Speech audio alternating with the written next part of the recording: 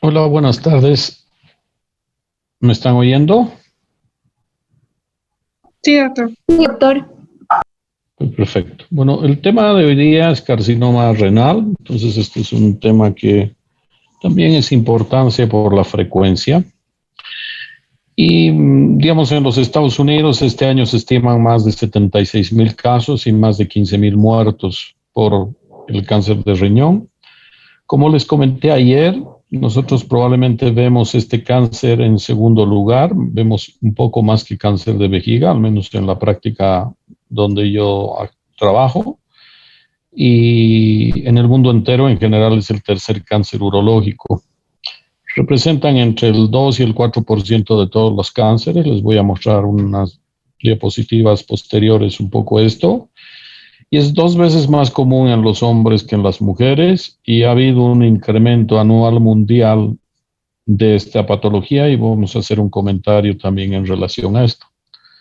Entonces, para este año en los Estados Unidos se estiman como 48,780 casos y esto es en varones y en la mujer alrededor de 27. Lo importante de ver en esta diapositiva es que en general el cáncer de riñón está entre los 10 cánceres más comunes en hombres y en mujeres, pero felizmente la mortalidad no está dentro de los 10 cánceres más letales que existen en la medicina.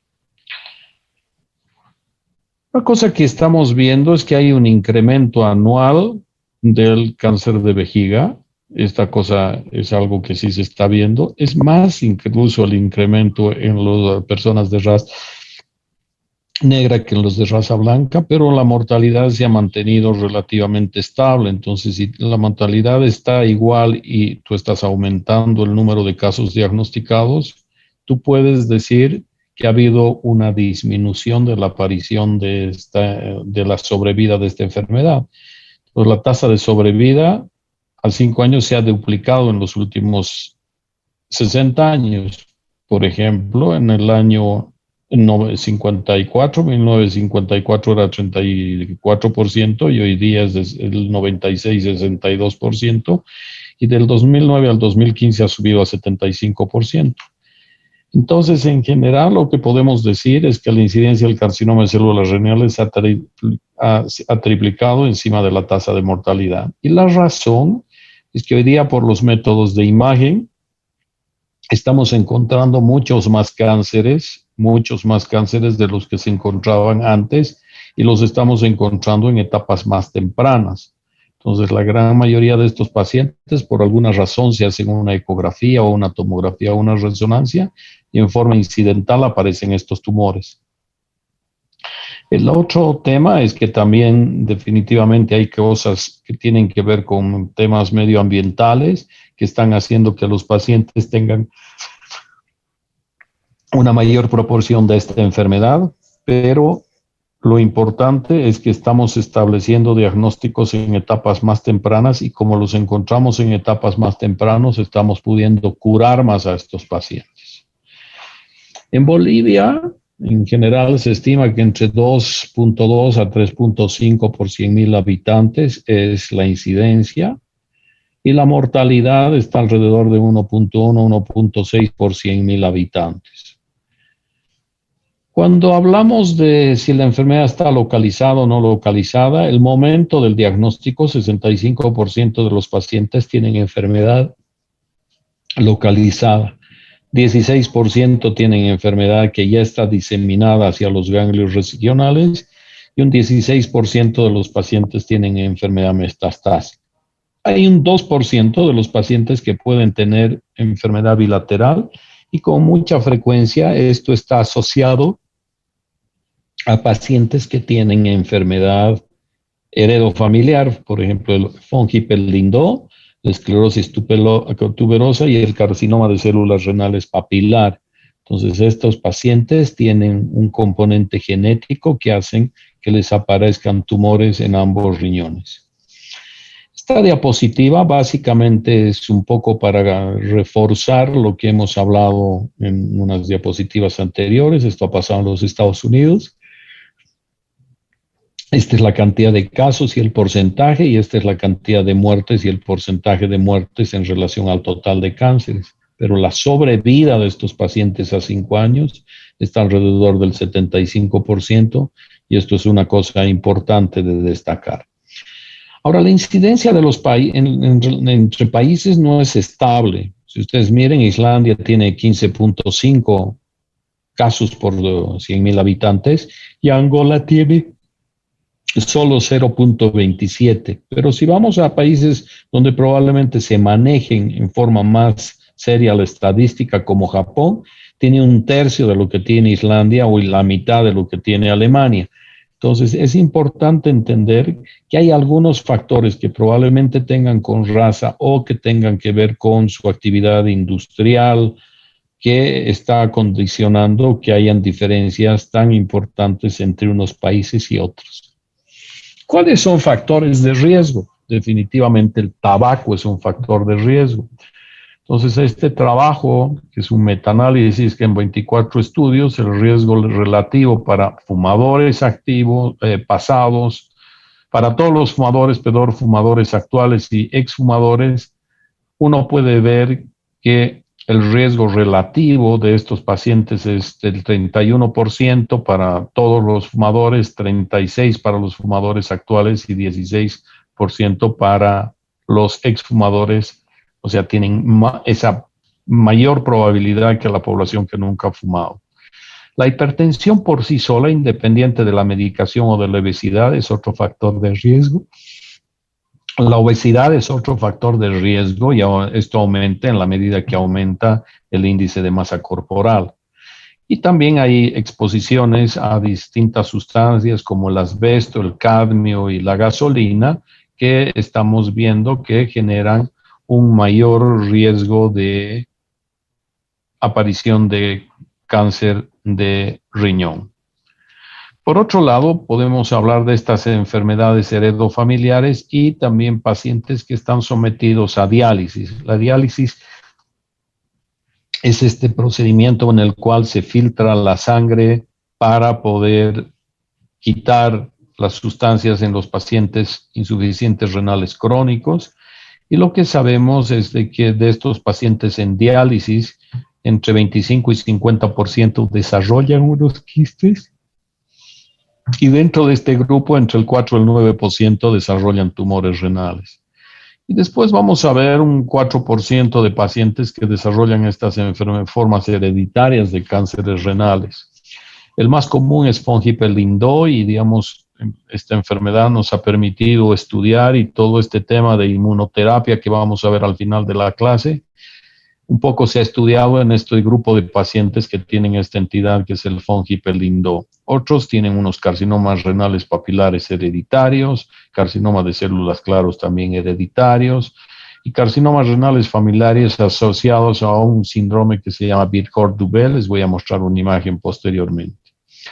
Las infecciones crónicas por hepatitis C también condicionan un factor de riesgo con un hazard rate de 1.77, vale decir 77% tienen de más riesgo los pacientes que tienen hepatitis C comparado con los que no tienen, y los cálculos renales igual tienen un hazard rate de 1.96.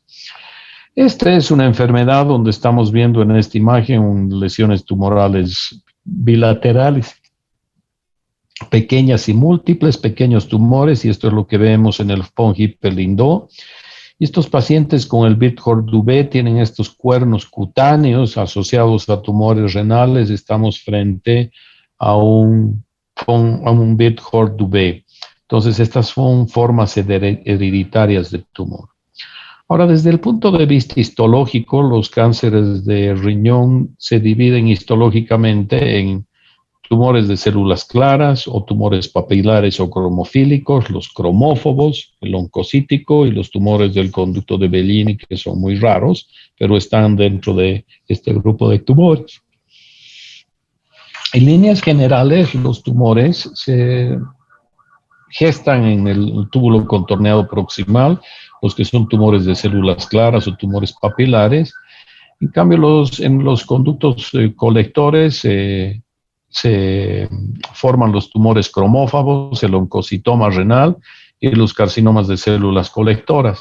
Entonces, los orígenes de los tumores son diferentes en distintas partes del glomérulo de las personas. Entonces, acá podemos estar viendo este tumor de células claras, que representan la mayoría de los tumores. Esto es donde se está viendo abundante cantidad de citoplasma que le da esa característica de tumor de célula clara. También están los carcinomas papilares, que aquí se están viendo con gran claridad. Después están los cromófobos y después están los otros grupos de pacientes. Como todos los tumores o como una gran cantidad de tumores, igual que en cáncer de próstata o vejiga, también podemos clasificar desde el punto de vista de su diferenciación. Y acá vamos a hablar de Fuhrmann 1 y de Fuhrmann 2, de Fuhrmann 3 y de Fuhrmann 4. No interesa saber las características de cada uno, pero tenemos que estar siempre atentos a que nuestro patólogo nos esté informando con claridad este grado de clasificación de Fuhrmann. Fuhrmann 1 son tumores bien diferenciados y de buen pronóstico. Fuhrmann 4 son tumores más agresivos, son mal diferenciados y de peor pronóstico. Les voy a mostrar una tabla de sobrevida posteriormente en relación a esta clasificación de Fuhrmann. ¿Cuál es el cuadro clínico de esta enfermedad? El cuadro clínico hay que entender que hoy en estos pacientes que les estamos haciendo diagnóstico por una ecografía de forma incidental, hay un porcentaje enorme de ellos que están asintomáticos. Otro grupo de pacientes pueden presentar dolor en la región lumbar, algunos otros pacientes hematuria, disminución de peso representa el 36%, masa 24%, hipertensión arterial el 22%. Un grupo de pacientes cercano al 20% van a presentar fiebre y la triada que ha sido durante muchos años, digamos, algo característico para hacer diagnóstico antes de que vengan los exámenes de imágenes de los que hoy disponemos. Cuando el paciente tenía hematuria, dolor y masa palpable, eran casi una triada característica de la presencia de un tumor renal. Entonces, hoy día, gracias a Dios, solamente este grado de enfermedad avanzada vemos solamente en el 9%. Estos tumores también producen síndromes paraneoplásicos. Los pacientes pueden hacer disfunciones hepáticas como elevaciones de sus tiempos de protrombina, elevación de bilirrubinas, transaminasas y fosfatas alcalinas. Y esto se conoce como síndrome de Stoffer. Entonces, en general, cuando esto sucede, no significa que haya metástasis en el hígado. Cuando se retira el riñón, en general los pacientes involucionan y mejoran estos parámetros, pero es un factor pronóstico. Cuando está presente, en general le agrega mal pronóstico a la enfermedad. Hay otros pacientes que hacen hipercalciuria, otros pacientes que hacen poliglobulia por secreción de factor de eritropoyetina. En el lado derecho puede aparecer varicocele y cuando esto aparece debemos sospechar en un paciente que pueda tener un tumor de riñón, otros hacen hipercalcemias y también se ha visto regresión de esta enfermedad en un 0.4%. ¿Cómo establecemos el diagnóstico? Definitivamente la principal cosa es sospecha. Entonces lo que tenemos que hacer es, como les digo, todas las clases, la historia clínica es la cosa más importante. Los pacientes deben hacer una historia clínica completa. Esta historia clínica de los pacientes nos tiene que, digamos, ayudar a alertar qué es lo que está pasando con el paciente, un paciente que tiene hematuria, dolor, pero a veces los pacientes están llegando a nuestras consultas ya con una ecografía. Entonces, estos son los exámenes que nosotros deberíamos hacer, una ecografía, una tomografía, una imagen de resonancia. Les pongo la arteriografía con interrogación porque quiero que vean hoy cómo los tomógrafos de última generación nos están haciendo este trabajo sin hacer este procedimiento de arteriografía que se hacía en el pasado. Entonces, a veces uno pide una ecografía, aquí están viendo la parte cortical del riñón normal, la parte medular normal, y aquí están viendo esta lesión sospechosa de un tumor, aquí una lesión también redonda y pequeña, pero de aspecto tumoral.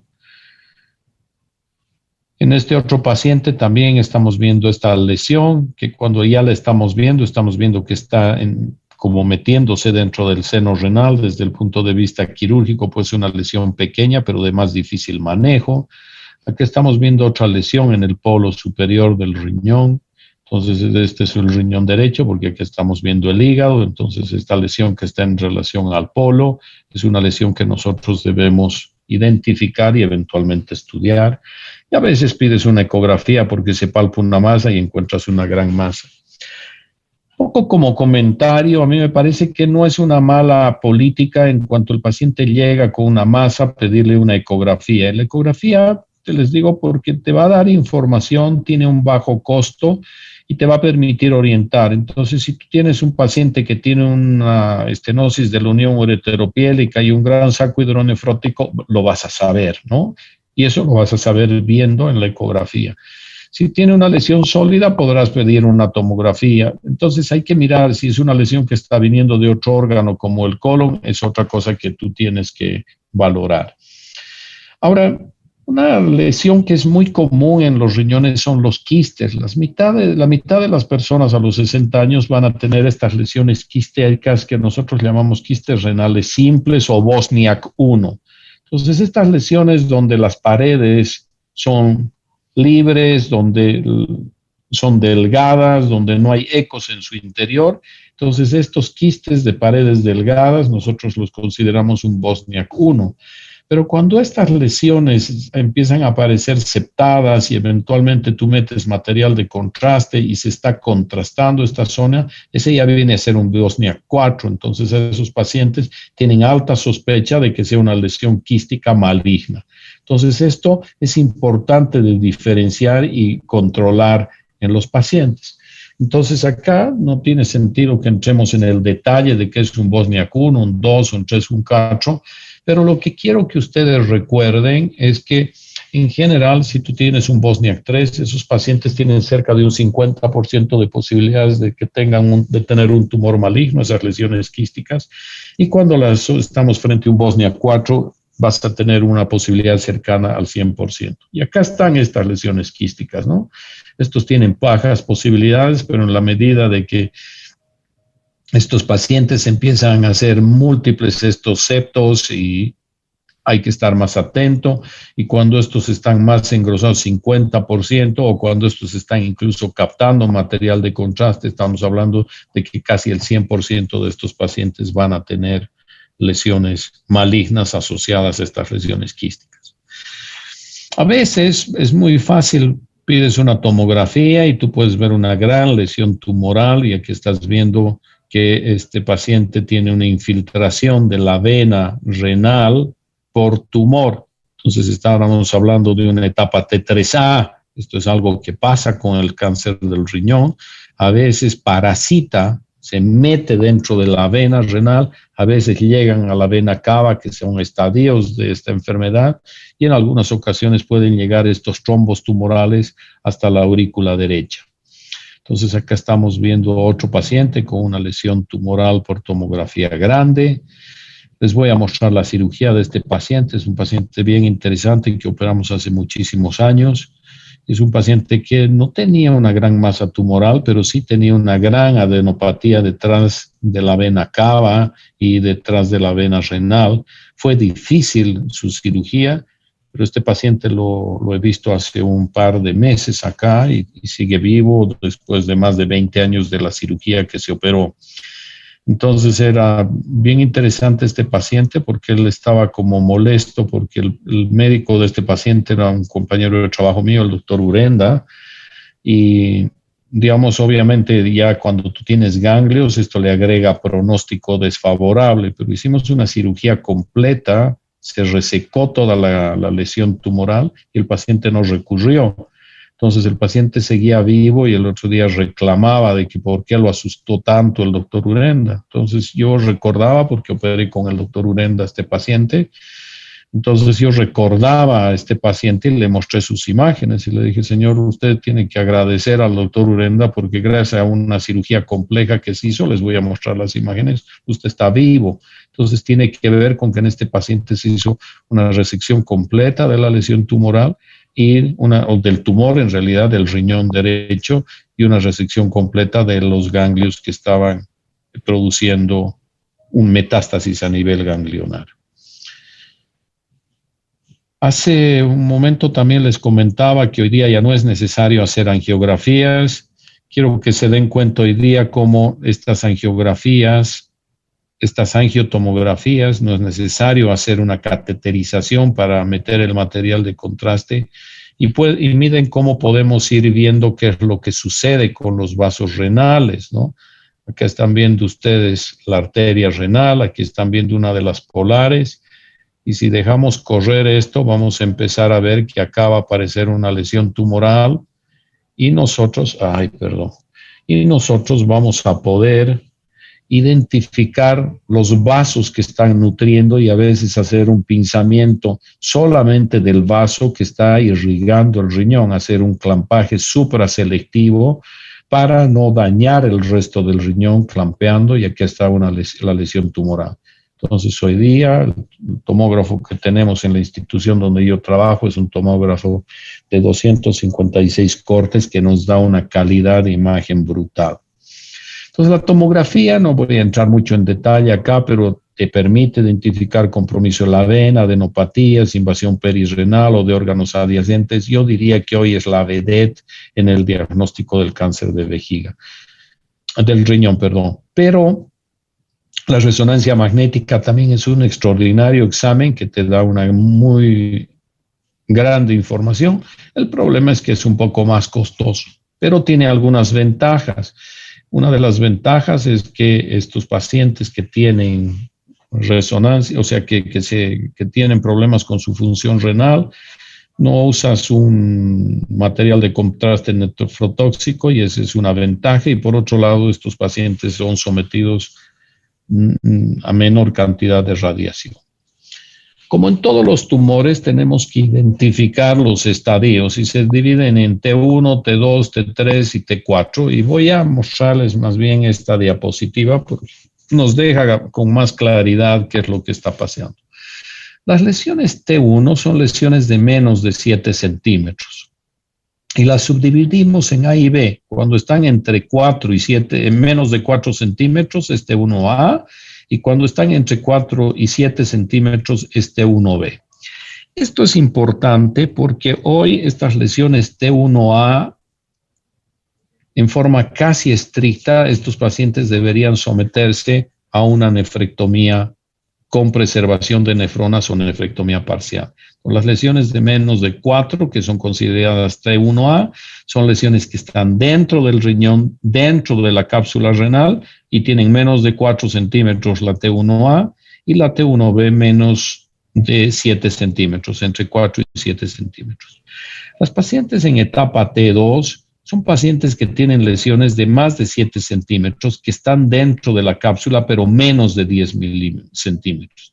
Entonces, lesiones entre 7 y 10 centímetros se consideran T2A, y lesiones de más de 10 centímetros, de diámetro, pero que están dentro del riñón, se consideran lesiones T2B. La etapa T3 se subdivide en 3. Y uno es cuando este tumor sale y infiltra la grasa perirrenal. Entonces esto comprometería, esto es lo que se conoce como una lesión T3A. También si compromete en la vena renal, se considera un T3A. Cuando esta lesión centra la cava y está por debajo del diafragma, se considera T3B, y cuando sobrepasa el diafragma se considera T3C. Entonces estas lesiones 3 es cuando compromete la grasa o cuando la enfermedad ya se ha metido dentro de la vena o dentro de la vena renal o la vena cava, y si está por debajo del diafragma es una T3B, y si está por encima del diafragma una T3C.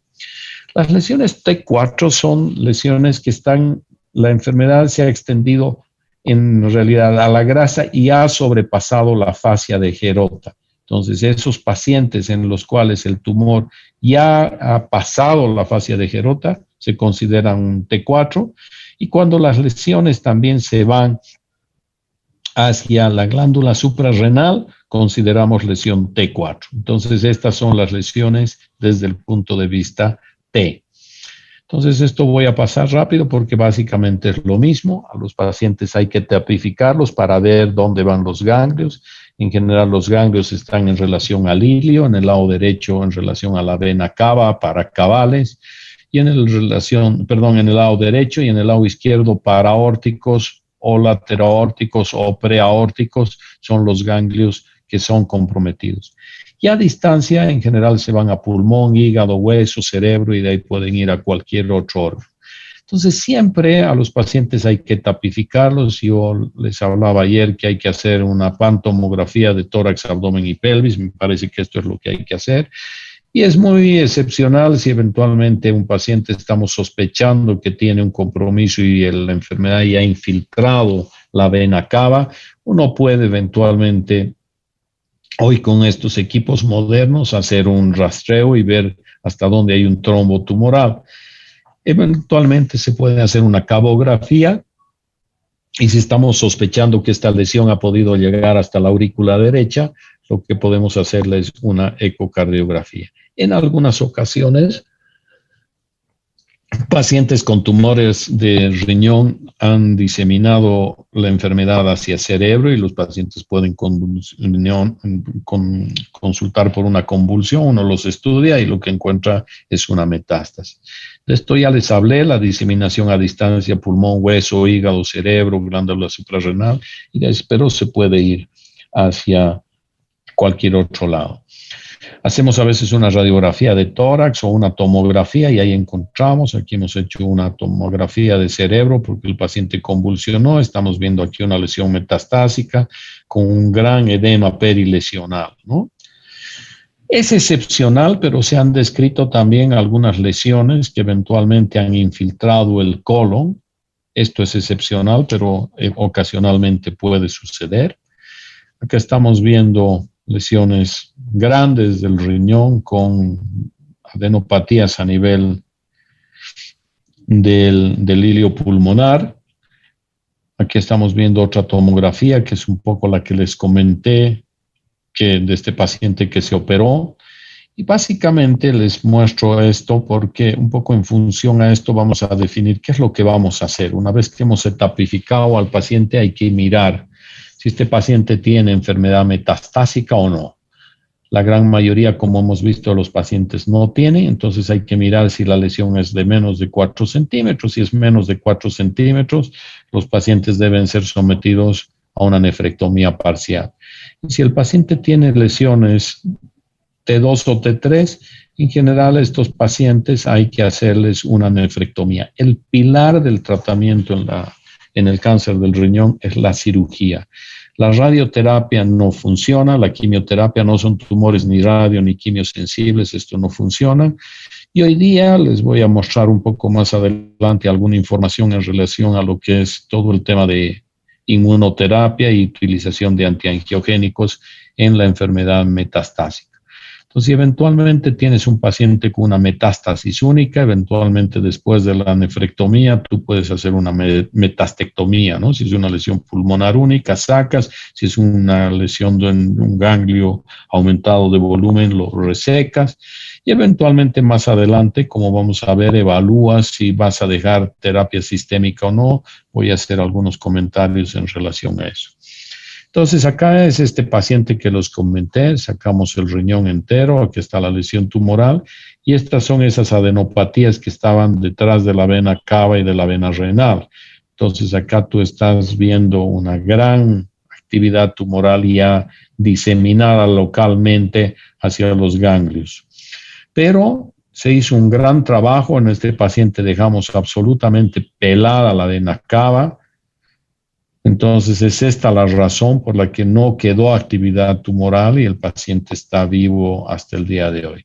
Entonces, en ocasiones sacamos gran cantidad de tejido en relación a los grandes vasos y los abordajes de esta patología se pueden hacer de distintas maneras, por vía de cirugía abierta, por vía de cirugía laparoscópica o por vía robótica. Yo diría que cada vez estamos haciendo más cirugía laparoscópica para las nefrectomías y cirugía robótica en Bolivia todavía no disponemos en ningún lugar, pero es una alternativa muy eficiente de poder resecar este tipo de tumores. Entonces acá están viendo en forma muy clara la actividad tumoral y acá estás viendo un riñón con parénquima normal. Acá estás viendo la grasa perirrenal, pero acá me impresiona que podría estar infiltrada esta grasa perirrenal por tumor. En algunas ocasiones los pacientes también recurren. Este fue un caso bien interesante y penoso porque esta pobre mujer estuvo dando vueltas durante mucho tiempo buscando ayuda y llegó bastante tarde a nuestra consulta. Entonces, cuando la vimos, tenía esta lesión tumoral, que quiero que la vean acá, una lesión que desplazaba la aorta hacia medial, que estaba por debajo de los vasos renales, nos daba la impresión que la mesentérica inferior iba a estar metida ahí en el medio. Entonces, terminamos de evaluarla a esta paciente y decidimos hacerle cirugía. Entonces, miren la calidad de la tomografía que te está permitiendo identificar exactamente qué es lo que está pasando. Este paciente le terminamos sacando entera la masa y una vez que le resecamos la masa, esta paciente estuvo bien por unos meses. Yo diría que no llegó al año y finalmente falleció. Entonces, uno siempre que pasan estas cosas, a veces dice, bueno, ¿qué hubiera pasado si no hubiéramos hecho nada en relación a sobrevida y calidad de vida? Si le dimos calidad de vida y un poco de sobrevida, qué bendición. Y a veces, como médicos, nos entusiasmamos, vemos una tomografía como esta, donde tú estás viendo una gran lesión y te entretiene el poderla sacar. Fue una cirugía bien compleja, armamos todo un equipo de gente que no fue ni necesario. Pensamos que los cirujanos vasculares iban a tener que hacer incluso colocar un injerto de aorta, no fue necesario. La masa se resecó en forma, yo diría, relativamente simple. Entonces, un poco mirando qué pasa con los pacientes, los tumores van a recurrir y van a recurrir en forma más frecuente en la medida que sean más grandes. O sea, las lesiones que son unas lesiones de estas dos, que son lesiones T1A, en general recurren prácticamente cero. Las lesiones que son T2A, estas recurren 6.9%, la T2B 9.1%. Y cuando tenemos lesiones de más de 10 centímetros, perdón, que esta es la T2B, entonces tú vas a tener hasta 30% de posibilidades. Entonces, mensaje acá es que los pacientes pueden tener más posibilidades de recurrir en la medida que tienen lesiones más grandes. En líneas generales, la sobrevida cuando la enfermedad está localizada es del 95% a 5 a 10 años y cuando la enfermedad está localmente avanzada 65%. Y los pacientes con enfermedad avanzada tienen una sobrevida de 20% a 2 años. Cuando uno mira por clasificación TNM, aquí podemos que los tumores T1 van a tener sobrevidas entre 91 y 100%. Los pacientes con tumores T2 van a tener sobrevidas entre 74 y 96%. Cuando tienes pacientes en etapa 3, vale decir a estos pacientes que ya se comprometió la grasa perirrenal o se parasitó la vena renal o la vena cava, ya la sobrevida de estos pacientes tratándolos oscila entre el 59 y 70%. Y los pacientes en etapa 4, como hemos visto, ya su sobrevida oscila entre 16 y 32%. Y también les comenté al principio la clase de la clasificación de Fuhrman y ustedes pueden ver que los Fuhrman 1 tienen una sobrevida de 75% a 96%, estos son como 9 años. Entonces, en líneas generales, estos pacientes tienen mejor sobrevida, Fuhrman 2, 50%, Fuhrman 3, 25%, y los Fuhrman 4 en general, la sobrevida a 4 años es prácticamente cero. Entonces, el grado de diferenciación y el tamaño también nos ayuda. Esto es básicamente lo mismo para ver por TNM, pero a mí me gusta esta tabla, que es una tabla que se utiliza en la clínica Mayo, Y me gusta porque toma varios aspectos. Primero clasifica por TNM, sobre todo el estadio T. Se ve el tamaño tumoral, si son lesiones de más de 10 o menos de 10, la presencia o ausencia de ganglios, el grado nuclear, si es un Furman 1 o un Furman 2 o un Furman 3 o un Furman 4, y si hay o no hay en la muestra que hemos sacado necrosis o no. Entonces, esto da puntajes. Entonces, cuando tú tienes pacientes que tienen entre 0 y 2 de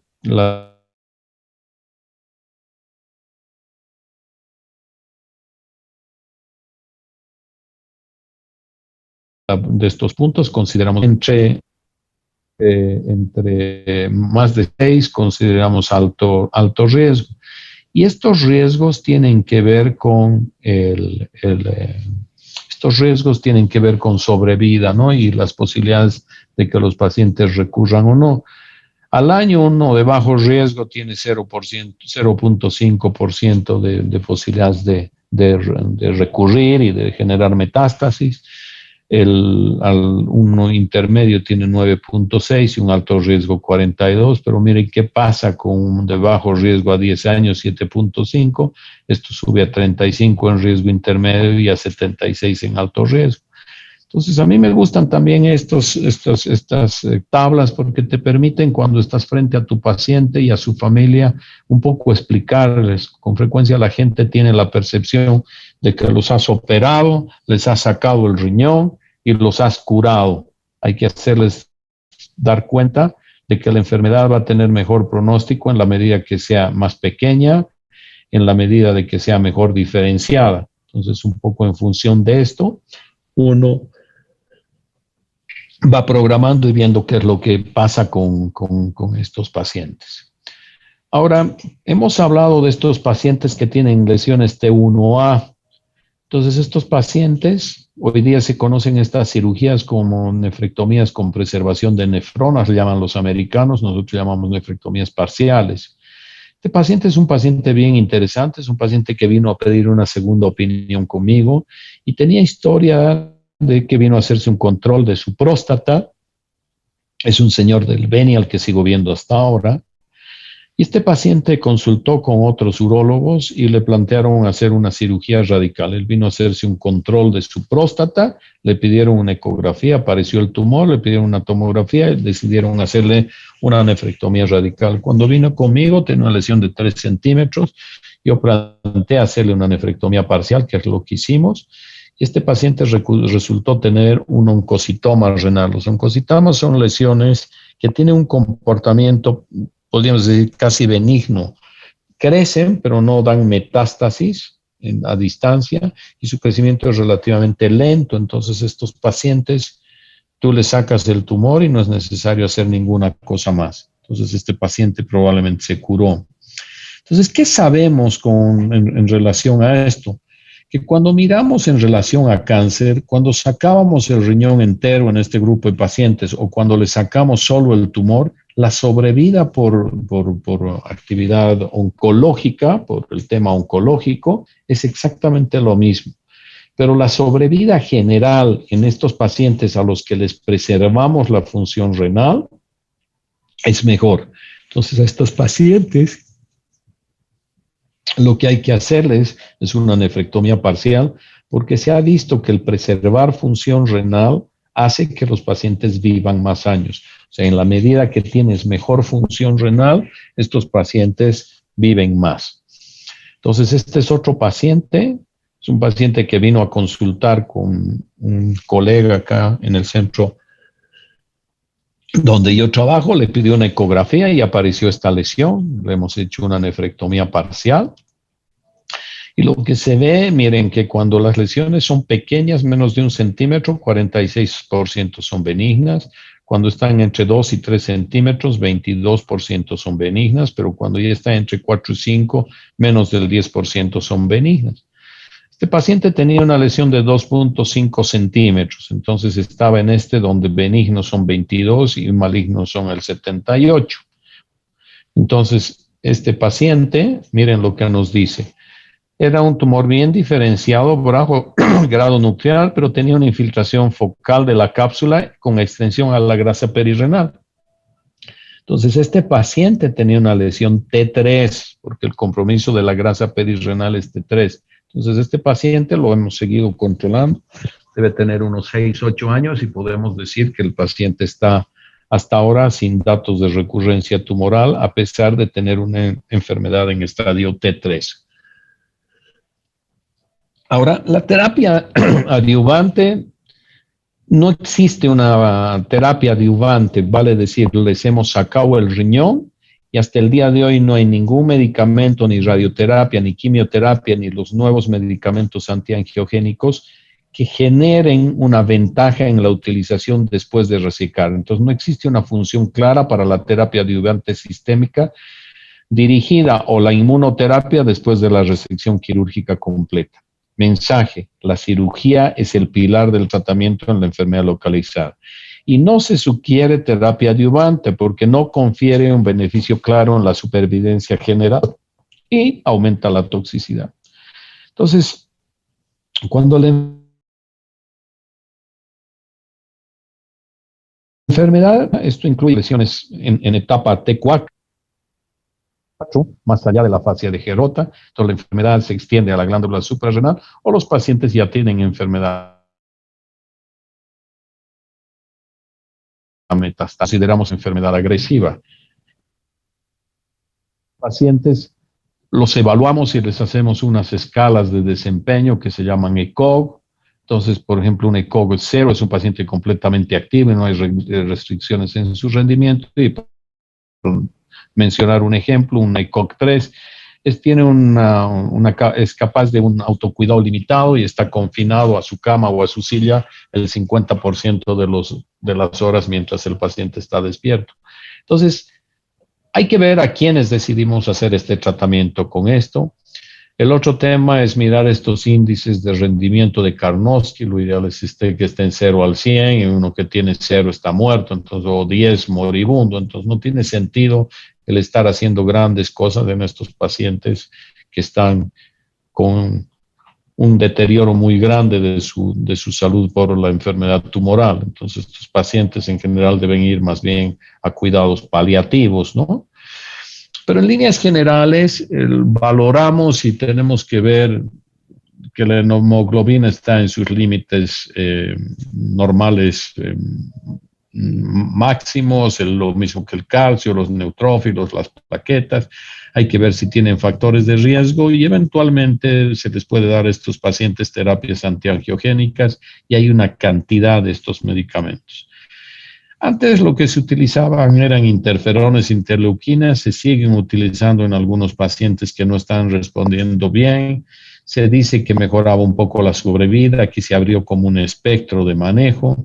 Entonces veíamos que los pacientes a los que les dábamos inmunoterapia les iba mejor que a los que no les dábamos, morían en forma más precoz este grupo. Pero en general también es importante saber que a veces son entusiasmos de los oncólogos en las cuales se utilizan estos medicamentos que no te dan necesariamente mucha calidad de vida, pueden prolongarte un poco sobrevida y no están exentos de complicaciones y eventualmente tienen costos elevados. Entonces, hay que valorar a estos pacientes y definir qué es lo que vamos a hacer. Y hoy probablemente los antiangiogénicos son los que más se han estado utilizando, en los inhibidores de la tirosinquinosa con el sorafenib y el sunitinib.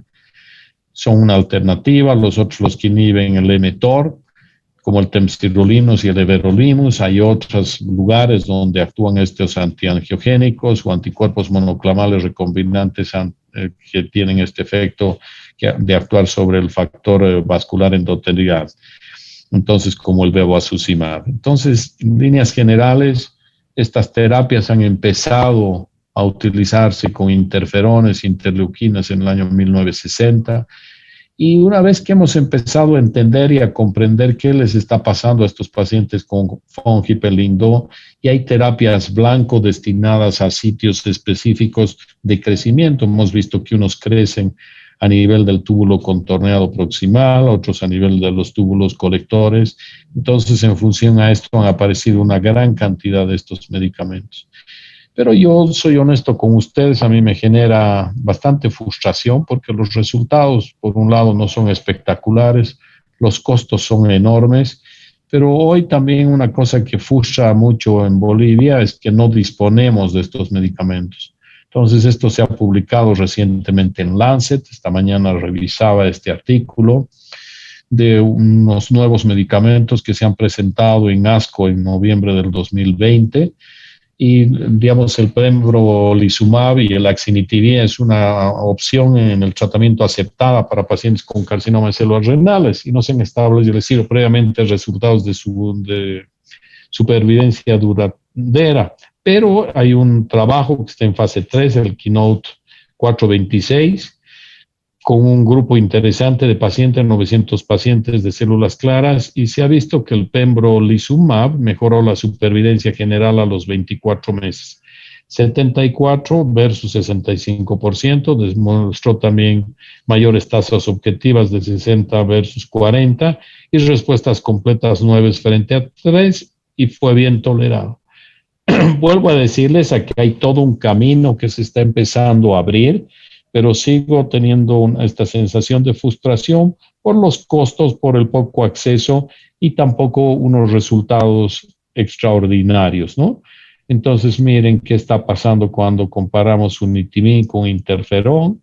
Ahora recuerden la curva que les mostré con interferón. Cuando no usaban, los pacientes morían de forma más precoz. No sé si tienen alguna pregunta o algún comentario que quieran hacer antes de que finalicemos la clase. Nos quedan unos minutos.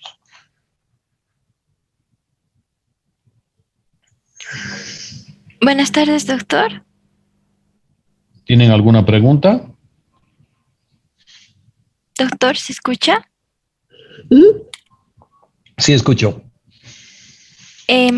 Sobre los pacientes que tienen metástasis, doctor, ¿la quimioterapia y la radioterapia no les ayudaría? En nada, doctora. Esto ya se ha estudiado. Esto es bueno que sepan, o sea, si me permiten dar un mensaje en relación al tratamiento es, ojalá los pacientes los encontramos en etapas más precoces.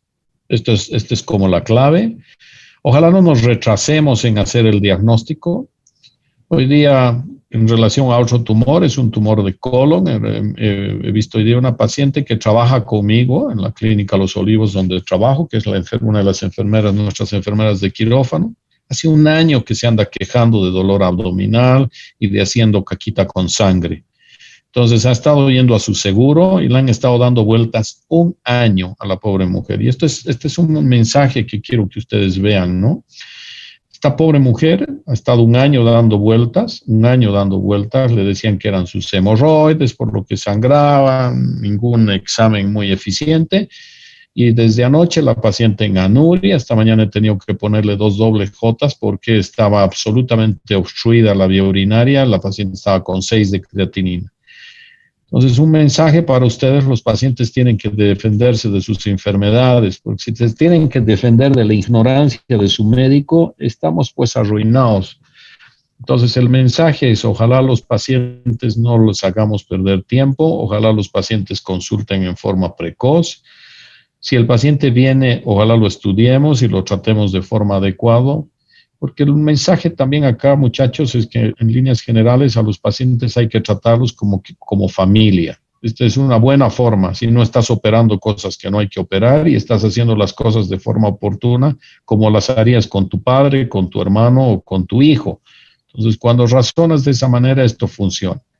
El mensaje para cáncer de riñón, ojalá lo encontremos en forma temprana, ojalá no sea un tumor Fuhrmann 4 y sea un Fuhrmann 1, y ojalá lo operemos bien a este paciente y no dejemos la mitad del tumor o lo rompamos al sacar. Entonces, esos pacientes van a tener elevada sobrevida. Los pacientes a los que no los tratamos de forma adecuada, eventualmente van a progresar, y si no actuamos en forma rápida y oportuna, es posible que estos pacientes puedan terminar avanzando su enfermedad y eventualmente perdiendo la vida. Mensaje también, la cirugía es el pilar del tratamiento. La inmunoterapia en etapa inicial no sirve para nada y en ningún momento sirve la quimioterapia ni la radioterapia. ¿Alguna pregunta, algún comentario más? Muchas gracias, doctor. Una pregunta más. El eco que nos mencionaba, no entendí muy bien para qué se utiliza o cuál es su función. Bueno, el ECOG estás hablando, ¿no? No la ecografía, el ECOG. Sí, correcto, doctor. Eco. Voy a volverte a compartir porque, bueno, si tienen interés podemos conversar de eso. A mí me parece interesante. No sé dónde está mi clase, pero a ver, déjenme que busque. Les voy a compartir la clase. Esto tiene que ver con el índice de desempeño. Entonces, si tú tienes un paciente que se está pudiendo mover de forma total, entonces un paciente que está pues en buenas condiciones. Pero si tú tienes un paciente que está moribundo, no le vas a estar pues proponiendo a estos pacientes hacerles procedimientos agresivos. Entonces, a ver, déjenme 2 segunditos y aquí les muestro. Aquí está. Esto es lo que me estás preguntando, doctor. Entonces, un paciente ECOG 0 es un paciente totalmente activo y no hay restricciones para su movimiento. Entonces, si yo tengo un paciente en esta condición y tiene metástasis, a este paciente probablemente le voy a proponer terapia antiangiogénica. Pero si tengo un paciente con un ECOG 4 totalmente discapacitado, no puede realizar ningún autocuidado y está confinado todo el día a la cama o a la silla, entonces a este paciente simplemente de que me llamen y que lo valoren en su cama y me digan, no, está así mi papá hace 3 meses, este paciente lo tienes que llevar a cuidados paliativos, tienes que darle calidad de vida y acompañar hasta que el paciente fallezca, pero no le vas a estar proponiendo hacer una metastectomía en este paciente. Asumamos que este paciente está completamente activo, tiene una metástasis pulmonar y un tumor renal, a este paciente le saco el riñón y le saco la metástasis. A este paciente lo acompaño. Entonces, para eso sirven estos ECO. Y otra cosa es Karnofsky, ¿no? Que es otra cosa que valora y ves cómo estás. Este paciente tiene 100, son normales y sin quejas, el que está 0 está muerto, el 10 es un moribundo, este 20 tiene hospitalización, es necesaria, está muy enfermo y necesita tratamiento de apoyo activo. Entonces, estos pacientes que tienen estos Karnofsky por debajo de 40 son pacientes pues que están muy graves, estos entre 50 y 70 intermedio, y ojalá los encontremos a los pacientes más con Karnofsky cercanos al 100%. No sé si contesté tu pregunta, doctor. Sí, doctor, por completo. Muchas gracias. ¿Alguna otra pregunta, chicos? Buenas noches, doctor. Una pregunta. En este caso, ¿se realizaría diagnósticos diferenciales? Como en todo, doctor, como en todo, doctor, como en todo. Si un paciente tiene hematuria, tendrás que evaluar por qué tiene hematuria. Entonces, si tú estás haciendo una hematuria, tendrás que ver la lesión, el sangrado está viniendo del riñón, del sistema colector, de la vejiga o de la próstata. Ahí tendrás que estudiar y valorar. Si estás palpando una masa en el flanco derecho, tendrás que hacer diagnóstico diferencial con masas del colon, con un vaso aumentado de consistencia, con un tumor de cola de páncreas, con una lesión de colon ascendente o colon descendente. Entonces, el palpar las lesiones nos van a dar una... Entonces, tú vas haciendo, obviamente, diagnóstico diferencial. Pero a veces, como te digo, estos pacientes están asintomáticos. La gran mayoría, 41%, están asintomáticos. Mire, si otro mensaje, chicos, que son tercer o cuarto día que doy, es clave, hagan historias clínicas todos los días, todos los días. Los pacientes necesitan que se les hagan historias clínicas, acostúmbrense a interrogar, acostumbren a hacer análisis